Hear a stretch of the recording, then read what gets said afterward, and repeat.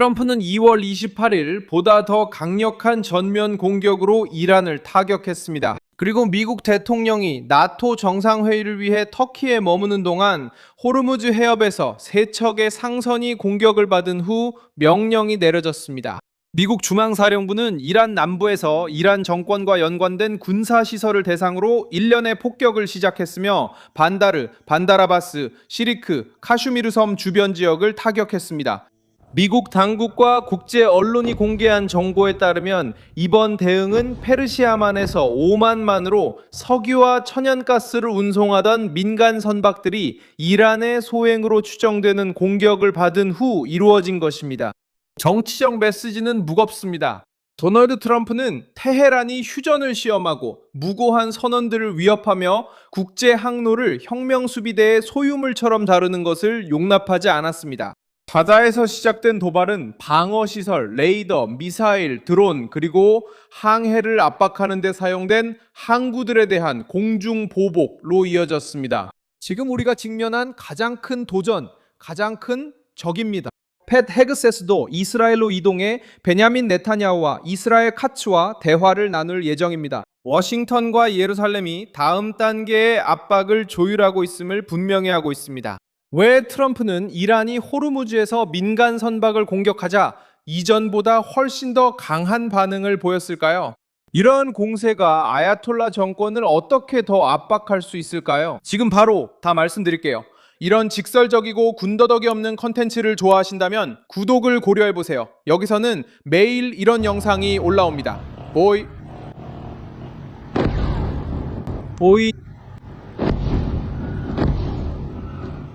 보이 미국의 작전은 2026년 7월 7일 밤에 시작되었으며 이는 호르무즈 해협을 통과하던 세 척의 상선에 대한 공격에 대한 대응이었습니다.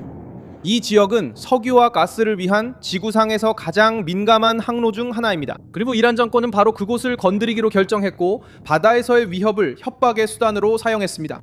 미국 중앙사령부는 이번 조치가 국제 항로에서 민간 승무원이 타고 있는 선박에 대한 공격에 무거운 대가를 부과하기 위해 이루어졌다고 밝혔습니다. 군사적이면서도 정치적인 대응이었습니다. 이란이 바다에서 공격하자 트럼프는 그 압박을 유지하기 위해 정권이 사용하는 영토에서 대응했습니다. 표적 목록을 보면 워싱턴이 이번 사건을 작은 사건으로 여기지 않았다는 것을 알 수 있습니다. 언론이 인용한 미국 당국자들에 따르면 이번 공격은 방공 시스템, 해안 감시, 지대공 미사일, 대함 순항 미사일 진지, 드론 발사대, 항만 시설을 겨냥했다고 합니다. 이는 대응이 단순한 상징에 머물지 않았음을 뜻합니다.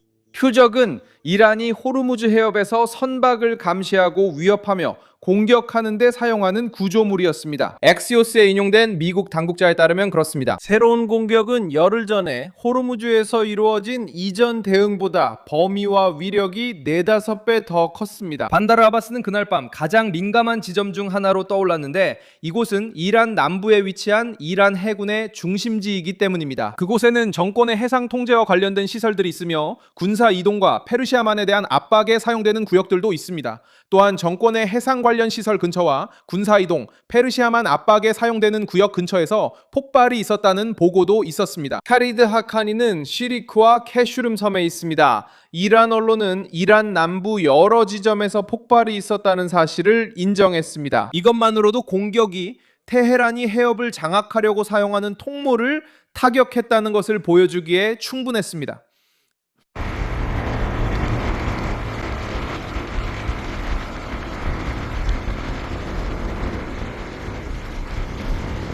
보도에 따르면 반다르 아바스 공항도 정권의 중요한 인물이 머물고 있다는 이유로 주목을 받았습니다.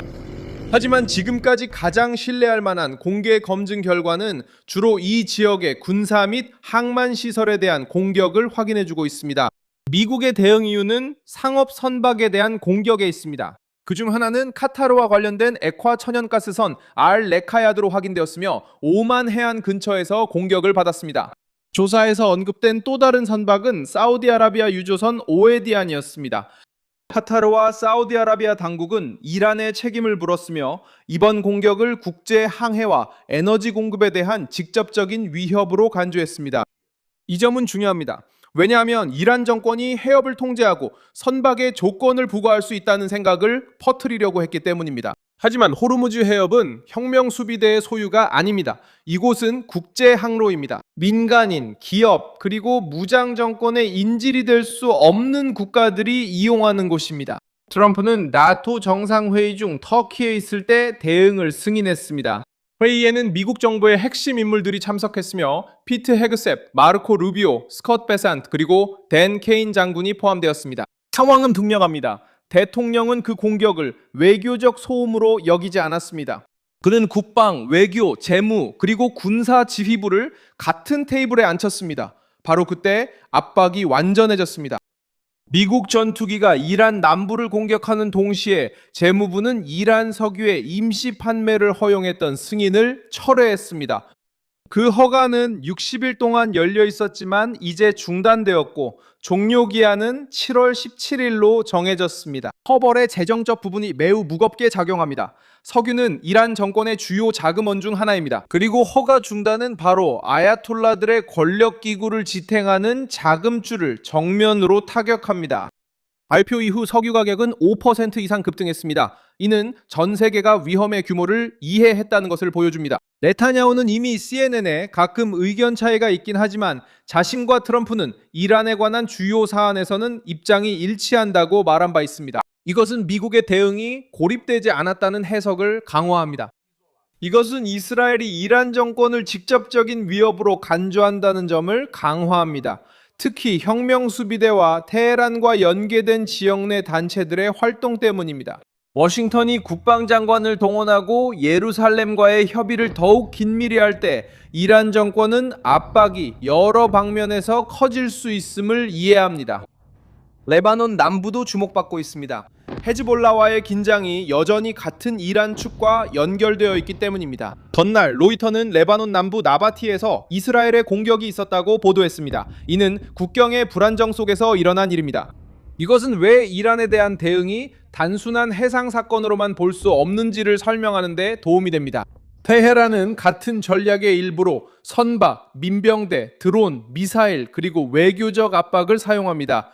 정권에게 문제는 트럼프가 도발이 시작된 지점에서 대응했다는 것입니다. 즉, 위협에 사용된 군사력을 겨냥했다는 것이죠.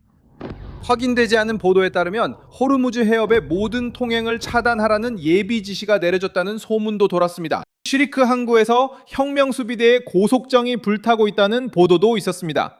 테헤란은 세계 무역의 흐름을 차단할 수 있다는 인상을 주려고 했습니다. 미국의 대응은 또 다른 신호를 보냈습니다. 호르무즈 해협을 인질로 삼으려는 어떤 시도든 큰 대가를 치를 수 있으며 그 대가는 레이더, 항구, 드론, 해안 군사기지로 돌아갈 수 있다는 것입니다. 이란 석유 수익 자체에 대해서도 말입니다. 밤은 반다르 아바스에서 불길이 목격되고 이란 남부 지역에서 폭발이 기록되었으며 혁명수비대가 호르무즈에서 새로운 긴장이 시작된 이후 가장 강력한 경고를 받으면서 끝났습니다. 이란 정권은 민간 선박을 공격하고 트럼프가 어디까지 나올지 가늠해 보려 하면서 휴전을 시험해 보려 했습니다. 응답은 폭격, 제재, 그리고 이스라엘과의 공조로 나타났습니다. 테헤란 입장에서는 선택의 폭이 더 좁아졌습니다. 해협을 정치적 무기로 사용하는 것을 멈추거나 이제 군사력과 정권의 재정을 동시에 겨냥하는 미국의 압박에 맞서야 합니다. 끝까지 이 영상을 시청해 주셔서 정말 감사합니다. 화면에 표시되는 픽스 키를 통해 저희 프로젝트를 후원하고 재정적으로 기여해 주세요. 저희는 독립 채널로 진실된 정보 전달에 집중합니다. 여러분의 후원이 저희 활동에 큰 힘이 됩니다.